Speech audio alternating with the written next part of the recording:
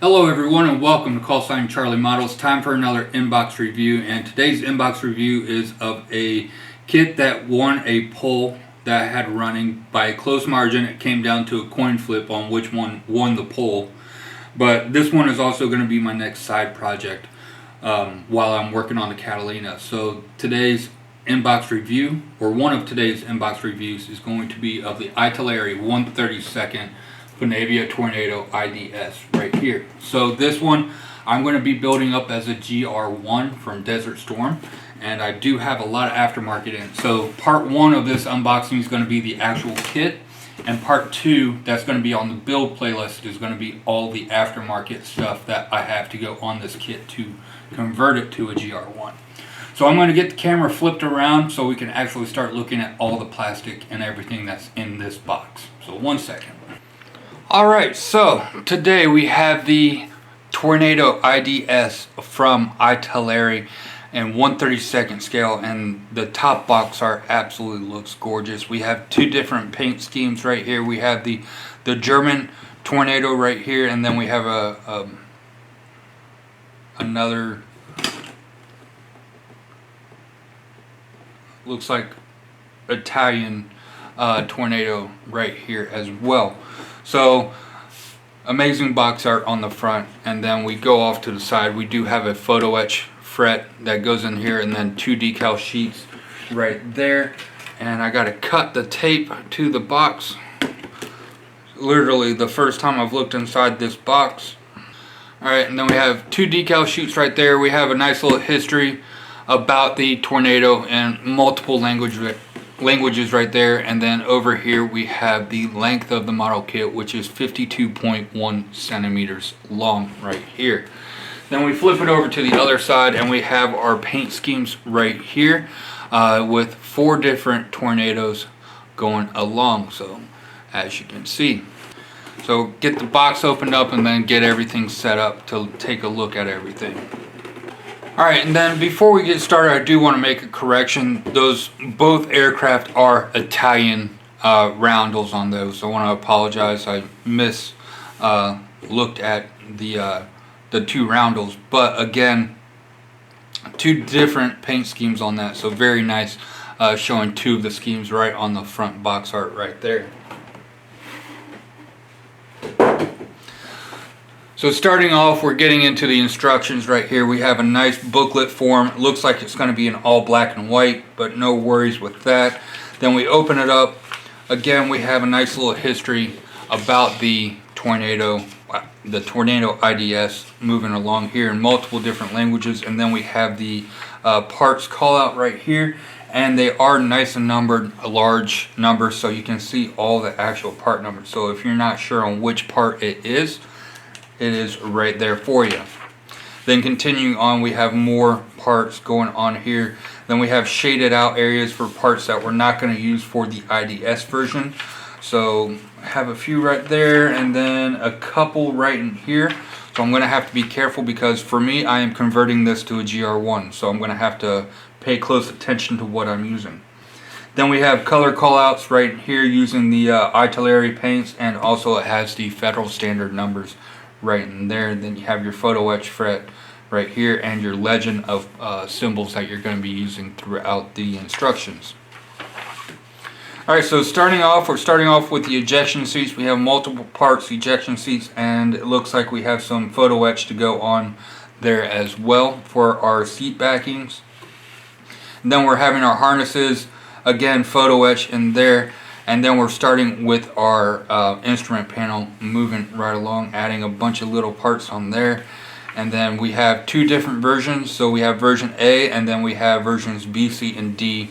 So two different instrument panels for those right in there. After that, we're getting our instrument panels added to our cockpit tub, and then our rudder pedals and our foot steps for our navigator in the back. And then our throttle body on the back as well. And then we have our front landing gear section right here. Does look like we're gonna have to assemble the front landing gear inside of the nose landing gear. We won't be able to attach it at the very end after the build. So after that, we're adding in our landing gear section into the belly, and we do have a hold drill on one side for versions A, B, or C. And then we have the option of having open or closed door right in here. For the open section, we're adding in the landing gear doors and a few other parts in here, and then adding in your wheels. After that, we're getting the sides of the cockpit, the fuselage right there. We have some paint to put in, and then we also have a couple parts to drill, and we have some weight to add into the front so it's not a tail sitter right there. And then our radar section right there, and then we have a couple pieces to go over on our rear cockpit area right in here. Then moving on, we're adding all of that stuff into the cockpit area, and then we're starting off with our intakes. We got the interior side of our intakes, and then our gun right here. Then we're adding in our ejection seats, and then we're adding in another gun and the other interior of our intake. After that, we're starting off with our main landing gear wells, getting those all on and getting the main landing gear started with that, and then moving right along. Starting off with our intakes, getting our intakes done. We have a vane to go in there that is photo etch right there, and then we have the wing support right here to add, and then a few other pieces to go on. This is your wing sweep glove right here going into the fuselage, and then we have this part that goes in that's going to be the connection point for the back end of our exhaust and also the back end of our engines as well. Then we have these doors that can be opened or closed depending on how you want to put them.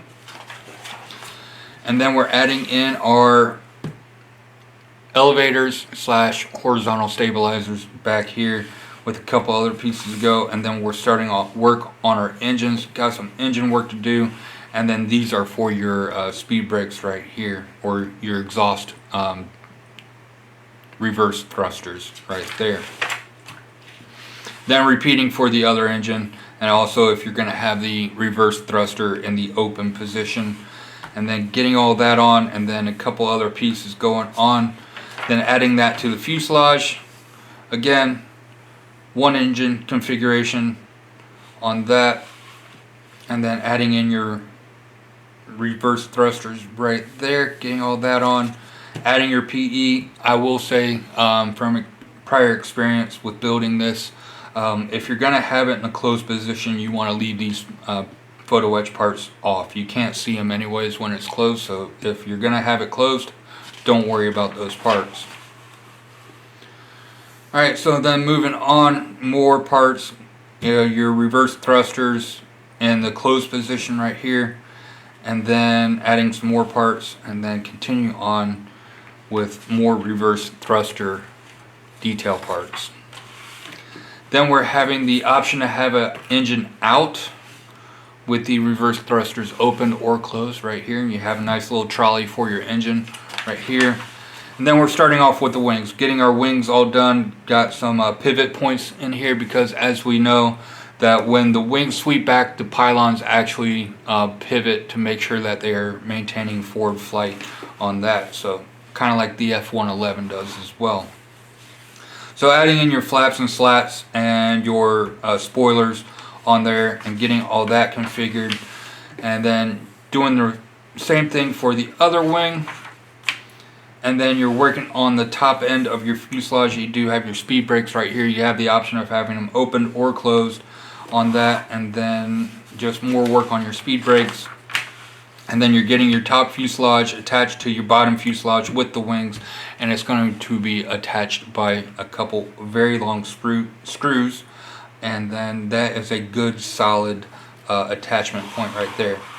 After that's all said and done, you're getting your front section attached to your rear section, and then it shows you top and bottom views of how to get those attached on that. Then after that, we're working on our vertical stabilizer and rudder. Getting all that done, we do have a couple sensors to add in right here, and then shows you along with adding in your rudder and also the sensors that are added for versions A, B, C, or version D. and for a couple different parts on this part. Then we have all these little photo etch parts to go on here, and then another piece to go on here. Left side, right side is shown.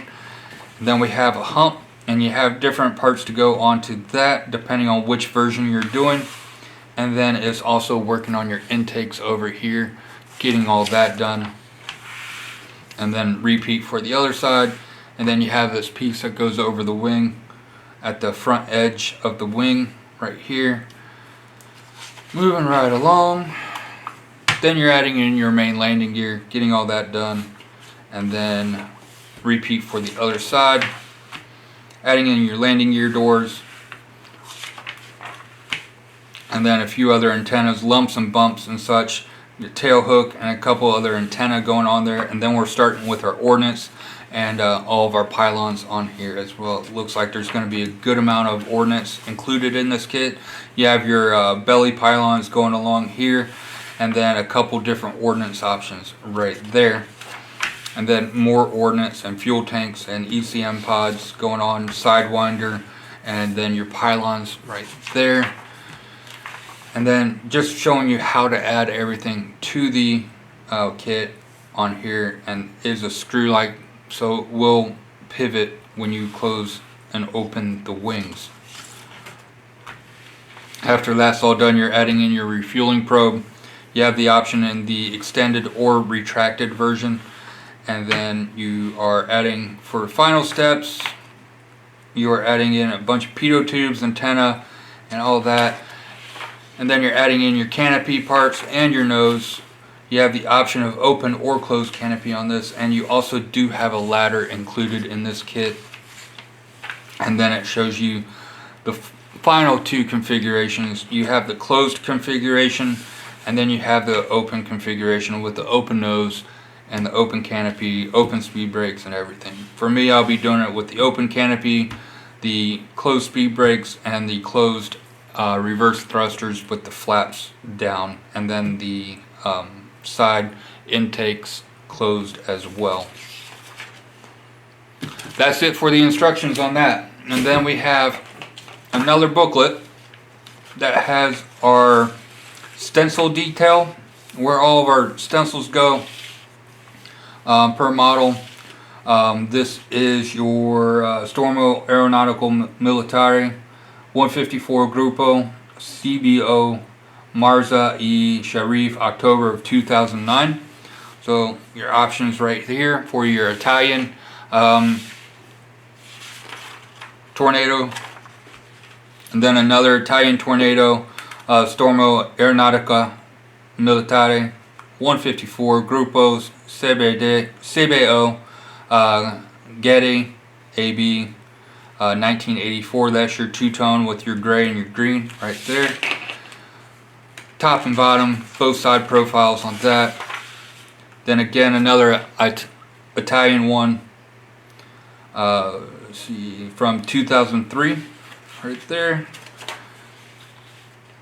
Then the German Luftwaffe from Afghanistan of 2007 right there. And then we have all of our different, this is your decal call out for your cockpit, and then your different missiles, your AIM-9, your HARM missile, your one of your ECM pods, fuel tanks going on along here, and then also all your pylons and a few of the ECM pods and bombs and all that.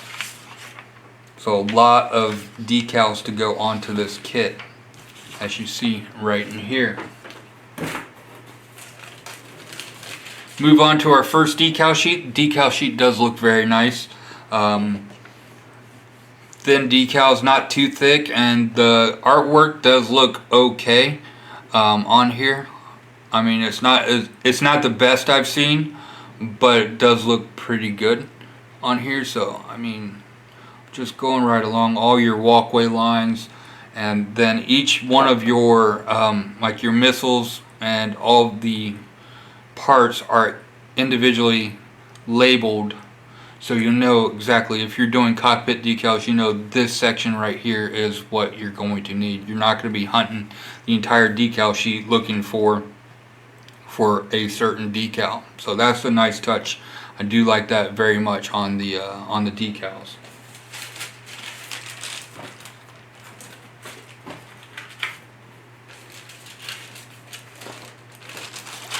Then our next decal sheet, again, more walkway lines right in here, and then the Italian one, again, got it upside down, but again, very nice detail on there all the way through.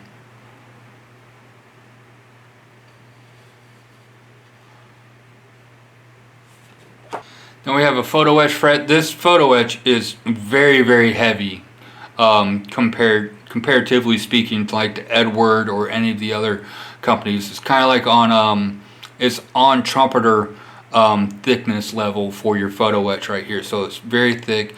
It's going to be very sturdy, but it's going to be a little bit difficult to bend, especially if it's a complex bend right in there.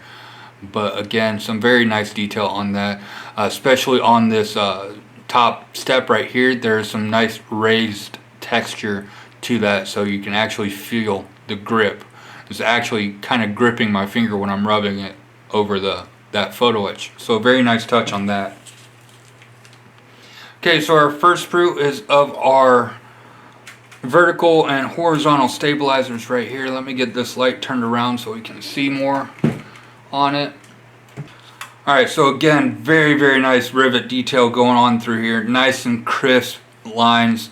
The molding is very nice and sturdy right in here, and I'm not seeing any shrink marks or anything like that. We do have some lines coming right along here. That's from when the plastic from the injection molding comes in at different temperatures and it cools at different rates. So you will get those different lines going on there, as you can see, but you will not be able to see it when you put paint down on it. So there are no worries with any of that. But again, very nice panel lines. There is a little bit of a raised texture, so I might want to take a quick high grit sand over, especially like right here. There's a little bit of a texture over the rivets right there, so it's not really too smooth on that. But again, very nice detail moving all the way around on your nose landing gear as well. Some nice detail on that. And then we flip it over to the other side. You're not going to be able to see any of this except for the reverse side of your ladder. You do have some ejector pin marks, or not marks, but some actual pins that you're going to have to remove on that. But those shouldn't be too difficult, and the steps are far enough apart you should be able to get a skinny sander in there as well. Okay, so moving on to our next sprue, we got our upper and lower fuselage halves, and again with the panel line and rivet detail, absolutely amazing all the way through here. Even on this top hump right here, you don't have a seam line running down the middle, so you don't have to worry about sanding or doing any of that stuff. And the rivet lines on and panel lines all the way down on the sides, actually very, very nice. This panel is missing a few rivets on that, so definitely going to want to take in and do some riveting on that part. And your belly section, again, same as everything else, absolutely amazing detail. And then on your landing gear bays, again, nice raised rivets along here, and then you do have some cabling detail on there as well. And then on your reverse thrusters, some nice raised rivet detail and all the other detail going along in there. Then we flip it over to the other side, and you do have, so on the inside of your speed brakes right here, you do have a lot of ejector pins. 1, 2, 3, 4, 5 ejector pins per speed brake. If you have that in the up position, you are definitely going to need to take care of all of those. And then these parts right here, you're not going to be able to see on this side.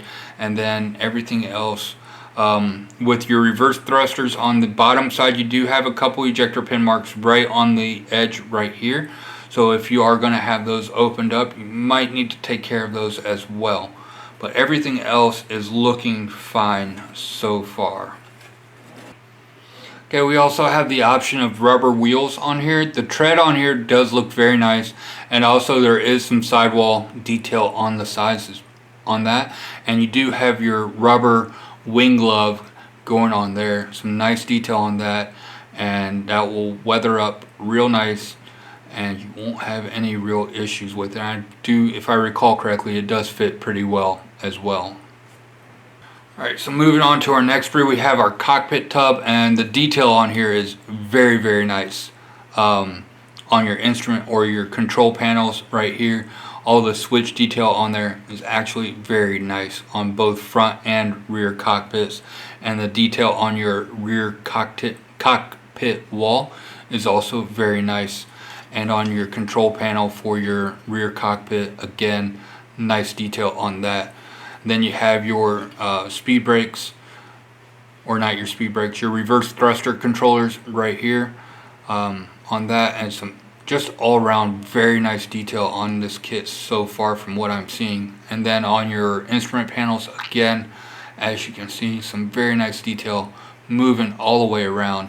And then on your front cockpit or front fuselage section, again, very nice detail, nice crisp firm plastic, so you're not going to have any issues with that. You are going to have a seam line going down the center of your instrument panel or combing, so that's going to be fun to take care of, especially after you've put in the cockpit and gotten all that taken care of. So that is going to be a little bit of fun to take care of. But again, all around, very nice detail, and none of these areas you're going to have to really worry about ejector pin marks. I don't see any on the front facing stuff.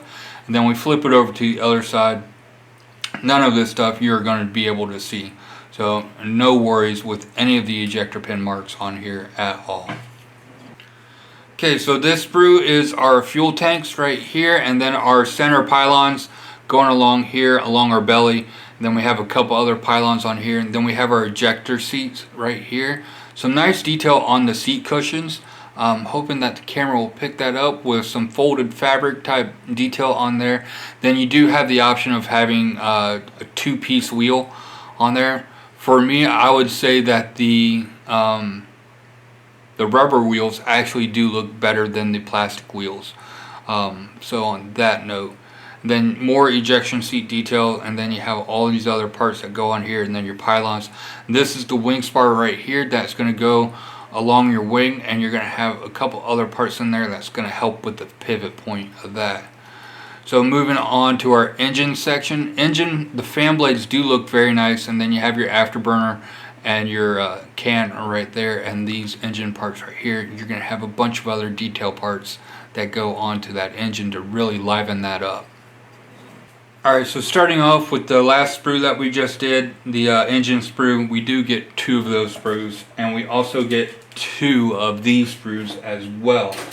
So this is all your ECM pods, your UZ BAs, and a few other pods, and then you have your GPUs, your HARM, and a couple other electronic warfare stuff, and then your sidewinders right in here. You have 2 different options. It looks like you have then the AIM-9X and then the AIM-9L right there, and then you have an AMRAAM missile right in here. So nice amount of loadout going on, and we do get 2 of these sprues.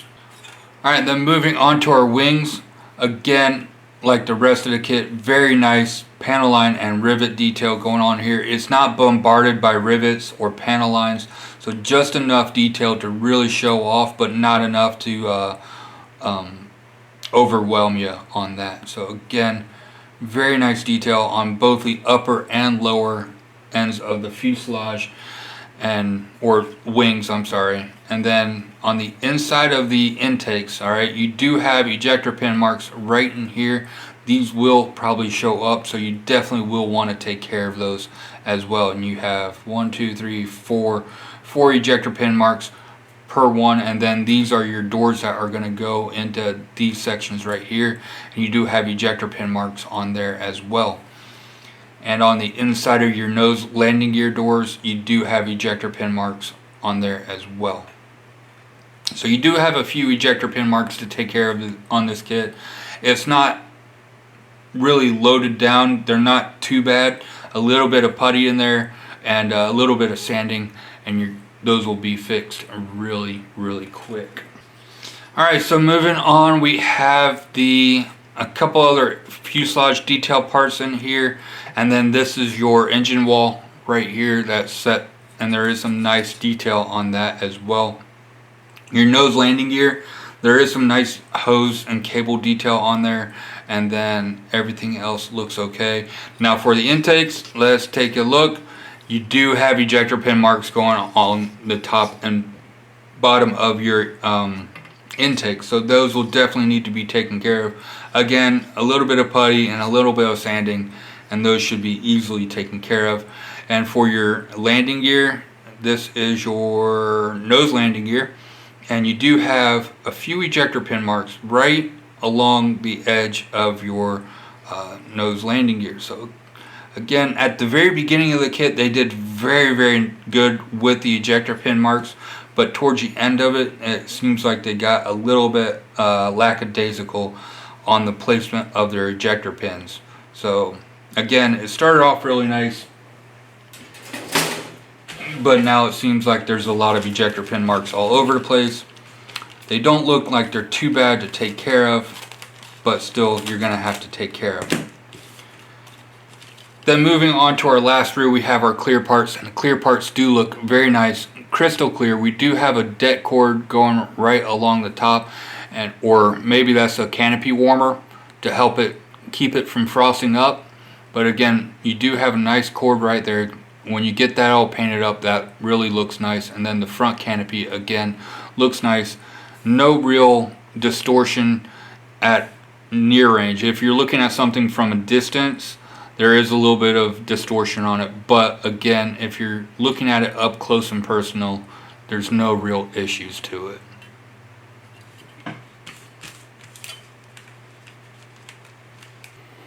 Alright, so that does it for the 132nd Italeri Tornado IDS. And the parts on the kit, like I said, they look, the detail parts like the fuselage looks absolutely amazing. And when you get it all painted up and everything, it looks absolutely amazing when it's all said and done. And it's I would say a medium-sized kit. It's not a very large kit, but it's not a small kit. So it does look very impressive when it is all built. At the beginning of it, they did a very good job on their ejector pin placements, but towards the end, it seemed like they just started putting ejector pin marks all over the place. I don't know what the reasoning behind that is, but all the ejector pin marks, they don't look too bad. They look like they'll be in easy places to take care of. So that's not really a huge hit on them. I'm being nitpicky at this point. But again, everything on this looks really nice. I'm really looking forward to building this. I hope you enjoyed this. Don't forget to like, share, and subscribe, and comment down below. I will be building this in a build playlist coming up. This is part 1 to this unboxing. Part 2 will be all the aftermarket parts I have for this kit. So I hope you guys enjoyed it. Till next time, have a great day. Stay frosty and happy modeling.